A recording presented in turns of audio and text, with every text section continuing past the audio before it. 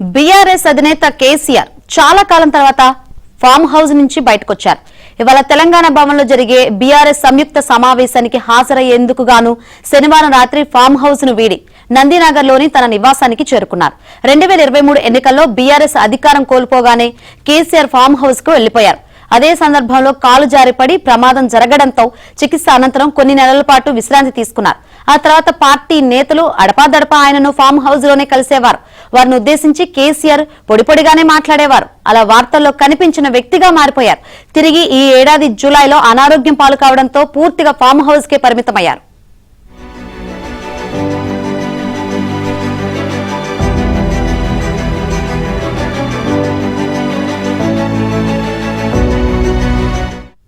అయితే ఇన్నాళ్ల తర్వాత మళ్లీ బయటకొచ్చారు.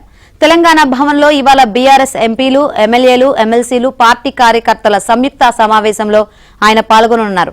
మధ్యాహ్నం 2 గంటలకు కేసీఆర్ అధ్యక్షతన ఈ సమావేశం ప్రారంభమవుతుంది. సాయంత్రం 5 గంటల వరకు కొనసాగే అవకాశం ఉంది. వాస్తవానికి ఈ సమావేశాన్ని ఈ నెల 19న నిర్వహించాలని నిర్ణయించారు. కానీ పార్లమెంటు సమావేశాలు 19 వరకు కొనసాగడంతో పార్టీ ఎంపీలు రాలేకపోతున్నారన్న ఉద్దేశంతో 21వ తేదీకి వాయిదా వేశారు. చాలా కాలం తర్వాత పార్టీ విస్తృత సమావేశాన్ని నిర్వహిస్తూ ఉండడం, పైగా కేసీఆర్ పాల్గొనడంతో దీనికి ప్రాధాన్యం ఏర్పడింది. బీఆర్ఎస్ సంయుక్త సమావేశంలో పలు కీలక అంశాలపై చర్చించనున్నారు. ముఖ్యంగా రాష్ట్ర సాగునీటి ప్రాజెక్టులపై చర్చ జరిగే అవకాశం ఉంది.